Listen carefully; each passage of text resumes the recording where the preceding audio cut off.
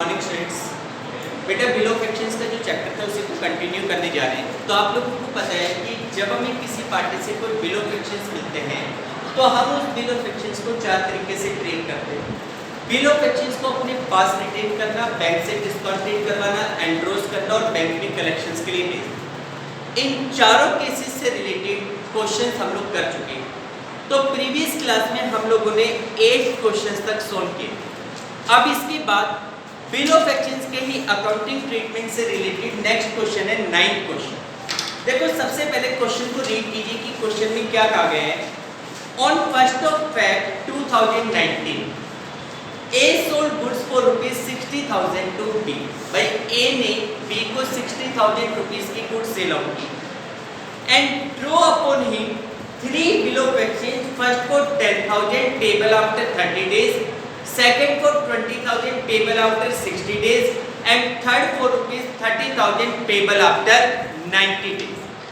अब देखो यहाँ पे जो बिल ऑफ एक्सचेंज का अकाउंटिंग ट्रीटमेंट है वो थोड़ा सा डिफरेंट है।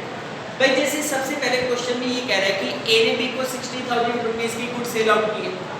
अब प्रीवियस जो क्वेश्चंस किए थे उसमें हमने पढ़ा था कि ए ने बी को गुड सेल आउट की, इमीडिएटली बिल ऑफ एक्सचेंज लिखा गया, लेकिन वहाँ पे एक बिल ऑफ एक्सचेंज था। यहाँ पे एक नहीं बल्कि 3 अलग अलग बिल ऑफ एक्सचेंज है। कारण कई बार क्या होता है कि जो सामने वाली पार्टी है वो हमसे रिक्वेस्ट करती है कि जी मैं पूरा पैसा आपको एक साथ नहीं दे सकता, आज मैंने आपसे 50,000 रुपीस का सामान उधार में खरीदा है, आफ्टर 1 मंथ 20 ले लेना, उसके 1 मंथ के बाद 15 ले लेना, फिर उसके बाद 1 मंथ के बाद बचे हुए 15 ले लेना। अगर हमें पता है कि पार्टी सही है, ठीक है, धीरे धीरे पैसा आएगा, कोई दिक्कत नहीं है, हम उस केस में अलग अलग टाइम पीरियड के लिए, अलग अलग अमाउंट के लिए अलग अलग बिल ऑफ एक्सचेंज उस पार्टी पे लिख सकते हैं। तो इस केस में ऐसा ही हो रहा है, ए ने बी को गुड सेल आउट की, बी उसको पेमेंट 3 अलग अलग इंस्टॉलमेंट में करेगा, पहले 10,000 की, फिर 20 की और उसके 1 मंथ के बाद 30,000 की। तो अगर वो पेमेंट हमें 3 इंस्टॉलमेंट में कर रहे हैं और वो भी अलग अलग टाइम पीरियड के ऊपर, तो उसके लिए हम 3 अलग अलग बिल ऑफ एक्सचेंज उस पार्टी पे लिखेंगे। तो यहाँ पे हमें बी से 3 अलग अलग एक्सेप्टेंस मिल रही है। तो देखो कोई दिक्कत नहीं है, आप उन तीनों एक्सेप्टेंस को अलग अलग लेके चलो। जैसे आप लोगों ने डेप्रिसिएशन का चैप्टर किया था, उसमें अलग अलग प्लांट एंड मशीन आप खरीदते थे तो आप उनको नोटेशन कर देते थे, plant and machine first, second, third. इसी प्रकार यहाँ पे बिल ऑफ एक्सचेंज 1, 2, 3, ठीक है, और उनका ट्रीटमेंट भी अलग अलग है। उनके ट्रीटमेंट के बारे में क्या कह रहा है, B accepted all the 3 bills। भाई B ने तीनों बिल को एक्सेप्ट कर लिया। The first bill was written by A till its maturity। पहला बिल A ने मैच्योरिटी डेट तक अपने पास रखा। Second bill was endorsed by A to his creditor C। दूसरा बिल A ने अपने क्रेडिटर C को दिया। And the third bill was discounted by him immediately for ₹29,200। देखो A ने तीनों बिल के अलग अलग ट्रीटमेंट की। पहला बिल A ने मैच्योरिटी तक अपने पास रखा, सेकंड बिल उसने अपने क्रेडिटर C को दे दिया और थर्ड बिल उसने बैंक से 29,200 में डिस्काउंटेड किया करवाया। All the bills were made by B on due dates। जब भी ड्यू डेट्स आती गई B ने उन बिल की पेमेंट कर दी। Pass journal in books of A and B, A और B दोनों पार्टी की बुक्स में एंट्री करनी है। तो बेटा सबसे पहले journal in books of A, journal in books of A, A की बुक्स में एंट्री करनी।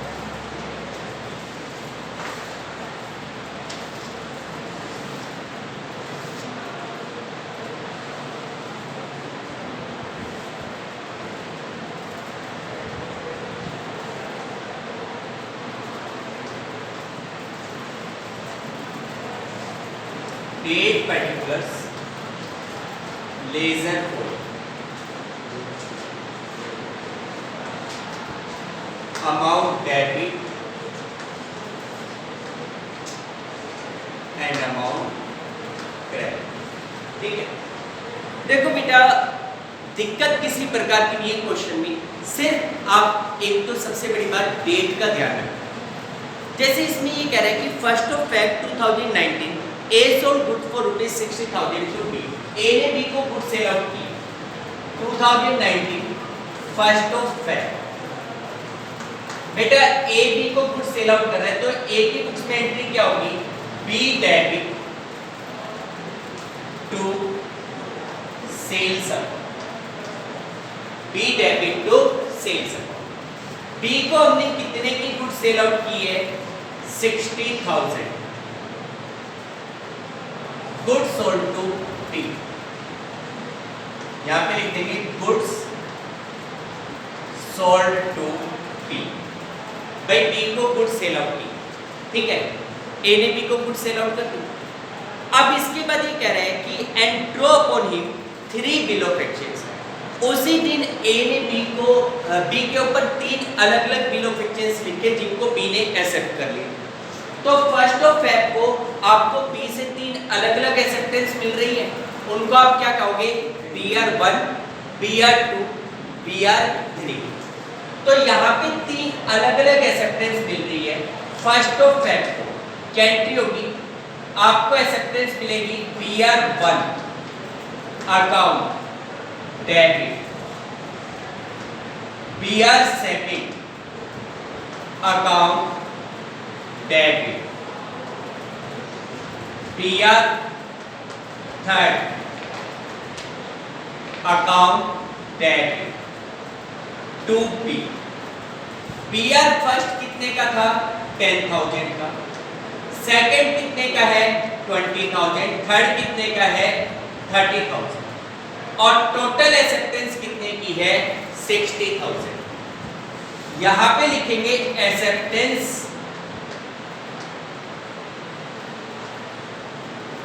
Receive from B। भाई B से हमें क्या मिल गई? एक्सेप्टेंस मिल गई, 3 अलग अलग एक्सेप्टेंस मिल गई। अब देखो बेटा इन एक्सेप्टेंस की पहले तो मैच्योरिटी डेट को काउंट कर लो, किन तीनों की मैच्योरिटी डेट कब आई? बेटा 1 Feb को लिखा गया था, फर्स्ट BR 30 डेज के लिए, 30 डेज काउंट करो।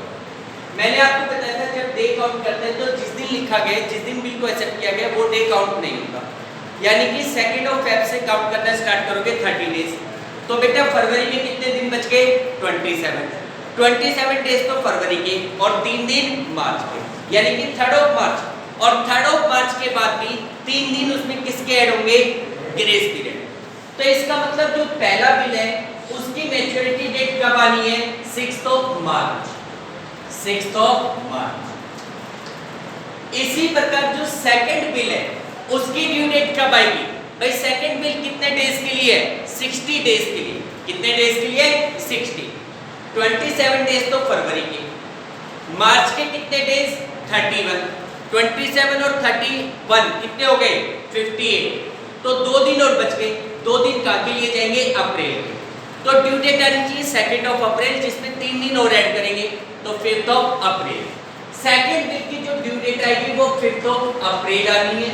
और थर्ड बिल की बात करें 90 डेज के लिए, 90 डेज काउंट करो, 27 डेज फरवरी के, 31 डेज मार्च के, 30 डेज अप्रैल के, कितने हो गए? 88 डेज। 2 दिन और बच रहे, तो 2 डेज किसके? मई के, 2 मई, और 3 दिन ग्रेस पीरियड के। इसका मतलब थर्ड बिल ऑफ एक्सचेंज की ड्यू डेट 5 मई आनी थी। कौन सी आनी थी? 5 मई। अब आप ये देखो कि ए ने उन एक्सेप्टेंस का क्या किया। देखो इसमें कह रहा था कि the first bill was written by A till the maturity, यानी कि पहला जो बीआर है उसको मैच्योरिटी डेट तक अपने पास रख के रखा, यानी कि उसने 6 मार्च तक अपने पास रखा और मैच्योरिटी डेट पर उसकी पेमेंट की। तो इस बिल का ट्रीटमेंट आप कब करोगे? 6 मार्च को। लेकिन चेक करो कि क्या 6 मार्च से पहले किसी और बिल ऑफ एक्सचेंज का कोई और ट्रीटमेंट तो नहीं है। तो देखो इसने कहा कि जो सेकंड बिल था that was endorsed by A to his creditor C and third bill was discounted from bank, discounted by him immediately. भाई जो सेकंड बिल था वो उसने अपने क्रेडिटर सी को दे दिया, थर्ड बिल था वो बैंक से डिस्काउंटेड करवा लिया इमीडिएटली। इमीडिएटली का मतलब जिस दिन मिला है उसी दिन। इसका मतलब फर्स्ट वाला बीआर इसका ट्रीटमेंट तो करोगे 6 मार्च को, सेकंड और थर्ड जो एक्सेप्टेंस है इनका ट्रीटमेंट करोगे सेम डेट को, यानी कि 1 फेब को। तो 1 फेब को आप क्या करोगे, ये वाला जो बीआर है सेकंड नंबर का, आपने ये बिल ऑफ एक्सचेंज उठाकर सी को हैंडओवर कर दिया, तो उसके लिए एंट्री क्या होगी, C debit to BR second account.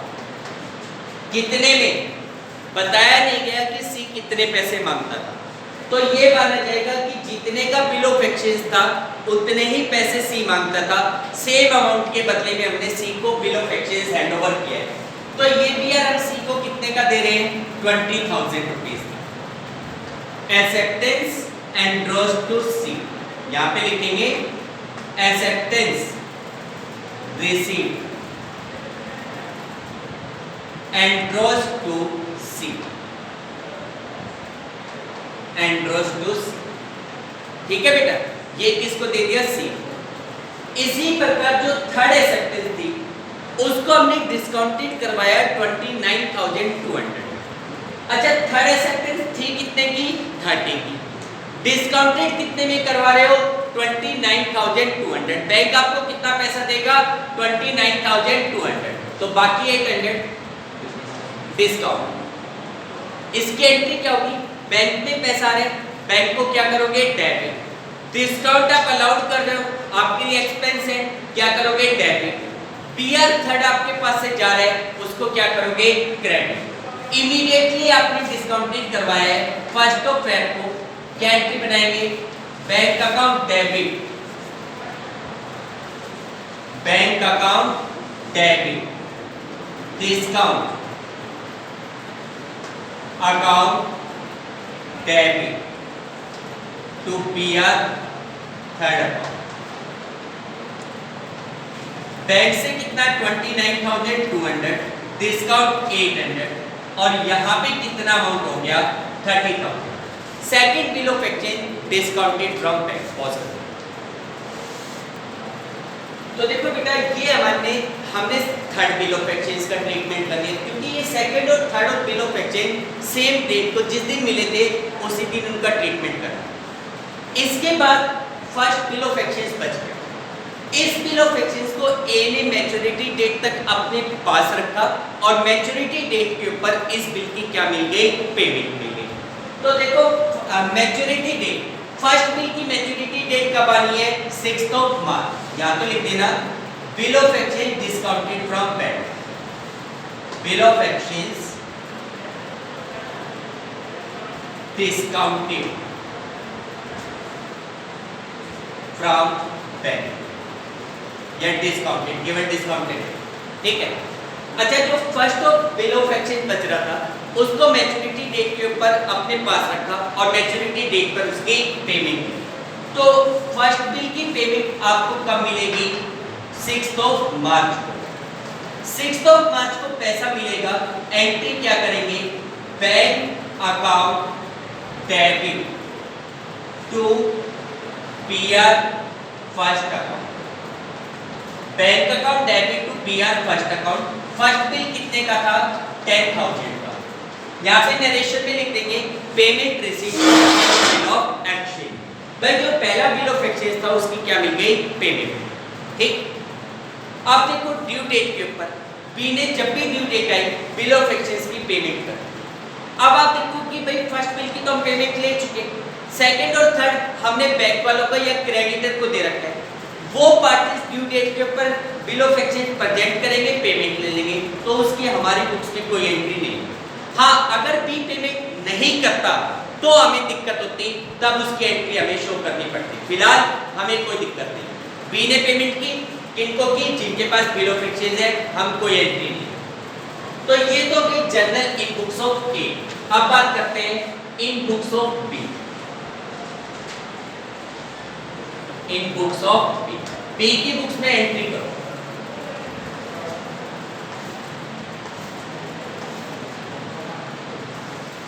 Date particular लिख लेना, देखो बेटा बी की बुक्स में एंट्री क्या होगी, ए ने बी को गुड्स सेल आउट की, इसका मतलब बी ने ए से सामान खरीदा, गुड्स खरीदी। तो सबसे पहले 2019 first of Feb B goods purchase कर रहा है ए से, एंट्री क्या करेगा, purchase account debit to A, purchase account debit to A, कितने की गुड्स खरीदी गई, 60,000, गुड्स परचेज ऑन क्रेडिट, यहां लिख देंगे goods purchase on credit, goods purchase on credit, credit में गुड्स खरीदे, ठीक। उसके बाद बी ए को क्या दे रहे हैं, 3 अलग अलग एक्सेप्टेंस दे रहे हैं, तो उसके लिए भी वो तीनों एक्सेप्टेंस अलग अलग नाम से नोटेट कर दोगे, बीपी फर्स्ट, सेकंड और थर्ड। एक को एक्सेप्टेंस दे रहा है फर्स्ट ऑफ फेब को, क्या एंट्री करेगा, ए रिसीवर है debit, A debit to bills payable first account, to bills payable second account, to bills payable third account. Total A को कितने पैसे देने हैं, 60,000। फर्स्ट एक्सेप्टेंस कितने की, 10 की, सेकंड 20, थर्ड कितने की, 30,000। यहां पे लिख देंगे acceptance given to A, acceptance given to A को क्या दी गई, एक्सेप्टेंस दी गई, ठीक। अब देखो बी ने अपनी तरफ से एक्सेप्टेंस ए को दे दी, ए उन एक्सेप्टेंस का क्या करता है, इस बात से बी को कोई मतलब नहीं। भाई ए एक्सेप्टेंस को अपने पास रखे, बैंक से डिस्काउंटेड करवाए, कुछ भी करे, इस बात से बी का कोई लेना देना नहीं। बी तो क्या करेगा, मैच्योरिटी डेट आती जाएगी और पेमेंट करता जाएगा। जैसे फर्स्ट एक्सेप्टेंस की मैच्योरिटी डेट कब आएगी, 6 मार्च, 6 मार्च को पेमेंट करेगा, क्या एंट्री बनेगी, bills payable first account debit to bank account, bills payable first account debit to bank account, कितने की पेमेंट करेगा, 10,000। यहां लिखेगा payment made for first acceptance, payment made for first acceptance. भाई जो पहली एक्सेप्टेंस थी उस एक्सेप्टेंस की क्या की गई, पेमेंट की। इसी प्रकार सेकंड एक्सेप्टेंस 5 अप्रैल को आई, भाई उसने बेशक से सी को दे रखा हो, हमें कोई मतलब नहीं, बी तो क्या करेगा, भाई किसी के भी पास हो वो तो बीपी की पेमेंट करेगा। तो सेकंड एक्सेप्टेंस की ड्यू डेट आनी थी 5 अप्रैल, 5 अप्रैल को वो पेमेंट करेगा, क्या एंट्री बनाएगा, BP second account debit, second account debit to bank account, BP second account debit to bank account, कितने की पेमेंट, 20,000। यहां लिखेगा payment made for second acceptance. इसी प्रकार 6 मई को थर्ड एक्सेप्टेंस की पेमेंट करेगा, थर्ड एक्सेप्टेंस कितने की थी, 30,000 की, इसकी पेमेंट करेगा तो वो एंट्री करेगा bills payable third account debit to bank account, bills payable third account debit to bank account. देखो ए ने तो बेसिक से उसको 29,200 में डिस्काउंटेड करवाया था, लेकिन बी की रेस्पॉन्सिबिलिटी तो कितना अमाउंट पे करने की है, 30, वो तो 30 पे करेगा, तो वो एंट्री करेगा bills payable account debit to bank. Clear है बात, payment made for third acceptance. Clear है बेटा सबको, अरे समझ में आ रहा है सबको। नेक्स्ट देखो बेटा इलस्ट्रेशन नंबर 10, इसमें क्या कह रहे हैं, देखो इलस्ट्रेशन 10 में ये कह रहा है कि एक bill for ₹10,000 is drawn by A on B which is accepted by the latter. A ने बी के ऊपर 10,000 रुपीज का बिल लिखा, which was accepted by the latter, जिसको दूसरे वाले ने, बाद वाला नाम किसका है, बी का, जिसको बाद वाले बंदे ने एक्सेप्ट कर। The bill is duly need by B on its due date.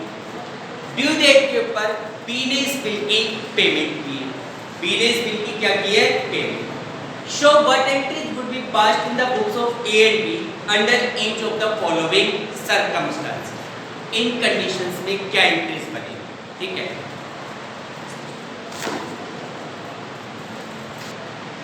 Sorry बेटा, देखो एक बार क्वेश्चन को दोबारा रीड कीजिए, 10th क्वेश्चन को। इसमें कह रहा है कि ए ने बी के ऊपर बिल लिखा जिसको बी ने एक्सेप्ट कर लिया। आपको ये बताना है कि इन कंडीशंस में नीचे कुछ केसेस दिए हुए हैं, इसमें ये कह रहे हैं कि क्या जर्नल एंट्रीज बनाई जाएगी। पहला केस है if we retain the bill till the due date. Second case में ये कह रहे हैं if we discounted with the bank for 9750। Third में कहते हैं कि if he endorse to his creditor C in full settlement of his debt of 10,200। And fourth case में कहते हैं sending the bill of exchange to bank for collection। देखो ये 4 अलग-अलग केसेस दिए। इन चारों केसेस में आपको ए और बी की बुक में जर्नल एंट्री पास करनी है।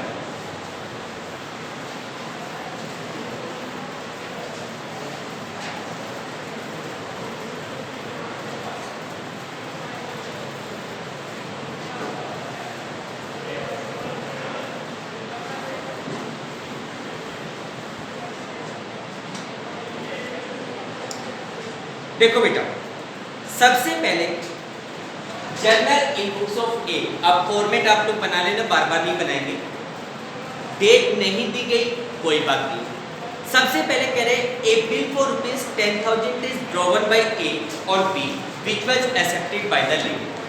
ए ने बी के ऊपर बिल लिखा जिसको बी ने एक्सेप्ट कर। इसका मतलब विदाउट एनी ट्रेड ट्रांजैक्शन पहले हो सकता है ए बी के पैसे मांगता हो, किस चीज के मांगते हैं पता नहीं, सिर्फ ये कह रहे हैं ए ने बी के ऊपर बिल लिखा which was accepted by the latter. Latter means बाद वाले ने, यानी कि बी ने उस बिल को एक्सेप्ट किया। तो सबसे पहले ए को बी से एक्सेप्टेंस मिल रही है, डेट गिवन नहीं है तो डेट का कॉलम खाली छोड़ देना। बी से एक्सेप्टेंस मिल रही है, ए क्या एंट्री करेगा? BR account debit to B. कितने की एक्सेप्टेंस मिल रही है?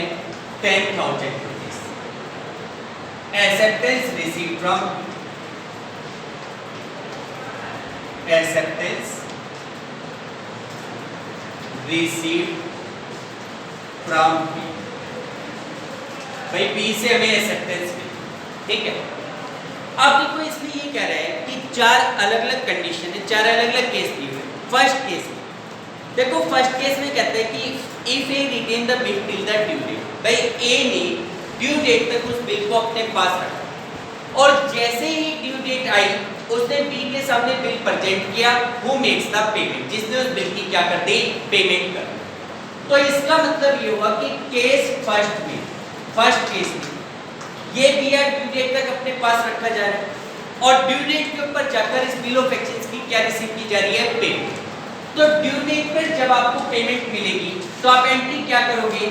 पैसा है bank account debit to BR. क्या एंट्री होगी? Bank account debit to BR account. कितने की? 10,000। Payment received for acceptance. Payment received for acceptance या पेमेंट रिसीव्ड फॉर बीआर, ठीक है बेटा। उसके बाद सेकंड केस ये कहते हैं कि if he discounted it with his bank for ₹9,750। देखो ये कह रहे हैं कि ए ने उस बिल ऑफ एक्सचेंज को बैंक से डिस्काउंटेड करवाया और कितने में डिस्काउंट करवाया है? 9,750।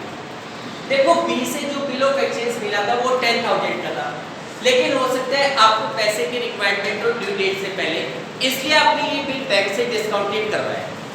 10,000 का बिल था, बैंक आपको कितने पैसे दे रहा है? 9,750। तो बाकी का 250 क्या कहलाएगा? डिस्काउंट कहलाएगा।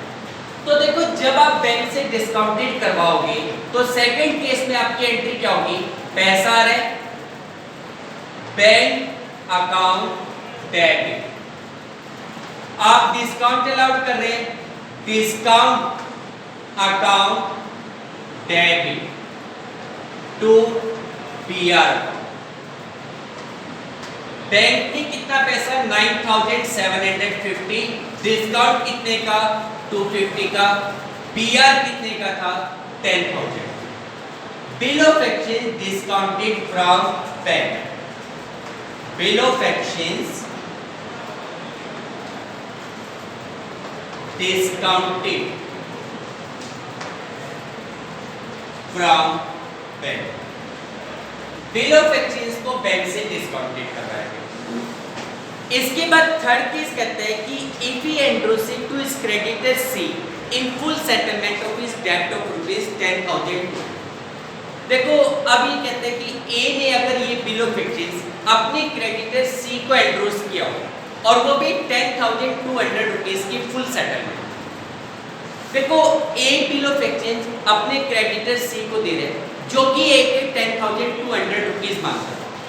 बात आती कि बंदा आपकी मांगता था 10,200 रुपीज, आप उसको बिल ऑफ एक्सचेंज कितने का दे रहे हो 10,000 का, बाकी 200 डिस्काउंट। रिसीव या लॉन्ग? रिसीव, क्योंकि आपको प्रॉफिट मिल रहा है। भाई 10,200 की जगह आप उसको 10,000 रुपीज का बिल ऑफ एक्सचेंज देकर हिसाब क्लियर कर रहे हो तो 200 रुपीज आपके लिए क्या कहलाएगा डिस्काउंट रिसीव, जिसको आप क्रेडिट करोगे। तो थर्ड केस में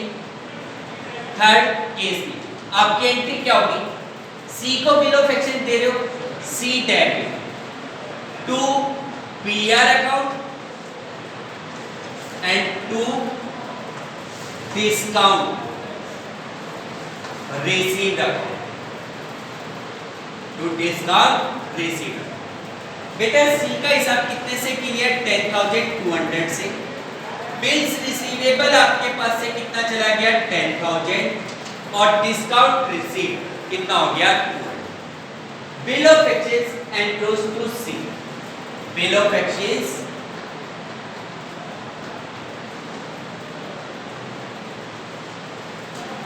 एंड्रोस टू सी, आपने सी को एंड्रोस कर। उसके बाद फोर्थ केस है, फोर्थ केस में ये कहते हैं कि if he send it to his bank for collection, if A send the bill of exchange to bank for the collection।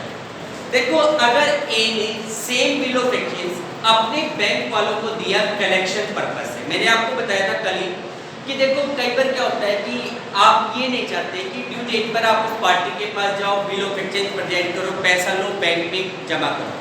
इससे बेटर आपके पास ऑप्शन है कि आप बिल ऑफ एक्सचेंज अपने बैंक वालों को दे दो, वो आपके ब्याज के ऊपर पैसा कलेक्ट करेंगे और आपके अकाउंट में पैसा डिपॉजिट करा देंगे।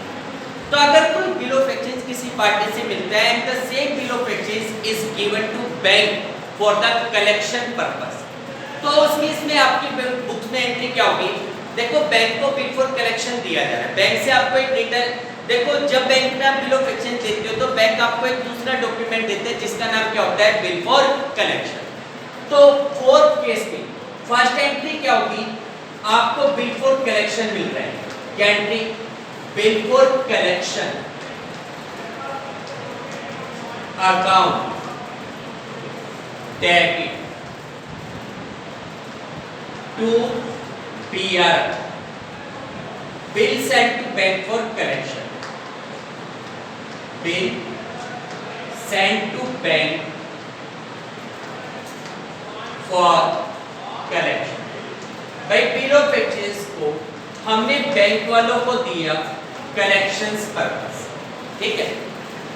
अब उसके बदले में बैंक हमें एक दूसरा डॉक्यूमेंट देगा जिसको बिल फॉर कलेक्शन कहते हैं।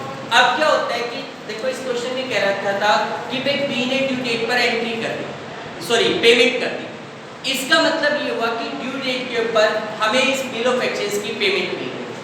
जब पेमेंट मिलेगी तो हम एंट्री क्या करेंगे, पैसा आ रहा है लेकिन कहाँ पे, बैंक में, बैंक को करेंगे डेबिट, किस चीज का पैसा आ रहा है, बिल फॉर कलेक्शन, पीआर का नहीं आएगा। जब बैंक हमें इंटीमेट करेगा कि जी पेमेंट आ गई तो वो किस चीज की पेमेंट मानी जाएगी, बिल फॉर कलेक्शन। तो इसी में सेकंड एंट्री होगी, पैसा आ रहा है bank account debit to bill for collection account, bank account debit to bill for collection.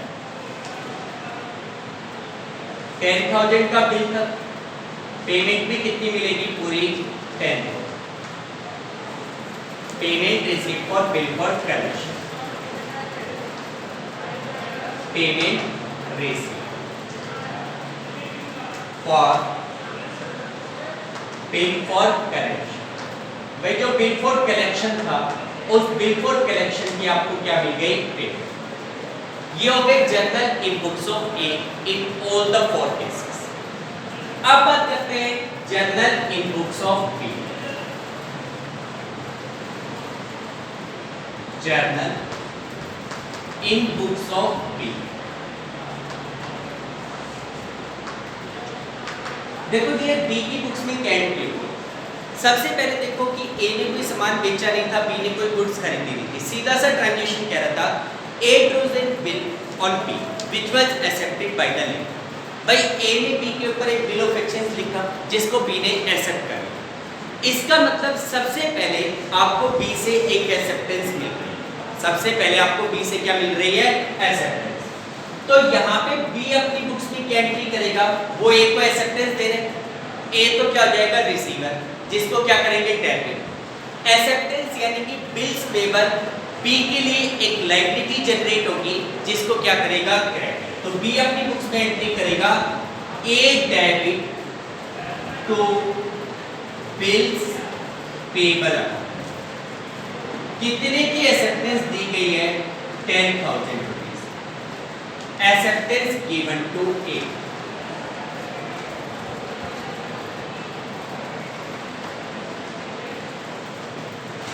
Acceptance given to A. A को एक्सेप्टेंस दी, ठीक। अब आप देखो कि ए ने बेसिक से और एक्सेप्टेंस के डिफरेंट ट्रीटमेंट किए।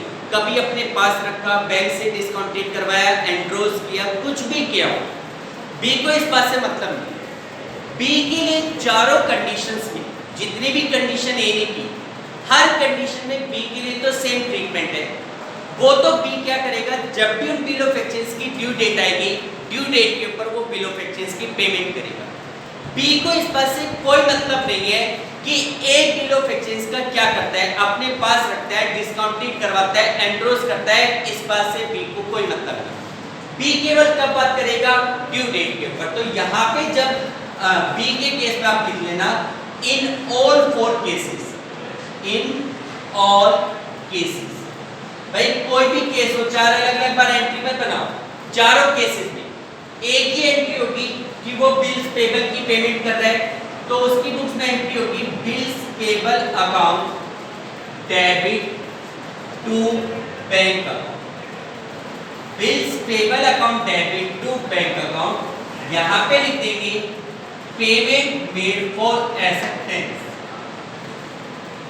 Payment made for acceptance. भाई बी की जो एक्सेप्टेंस थी, उसने उस एक्सेप्टेंस की पेमेंट कर दी इन ऑल द 4 केसेस, सभी केसेस। क्लियर बेटा? क्लियर है आप सभी को? तो आज के लिए इतने ही क्वेश्चंस कीजिए। कल नेक्स्ट टॉपिक आप लोगों को करवाऊंगा, that is retiring of A bill of exchange. Okay, thank you.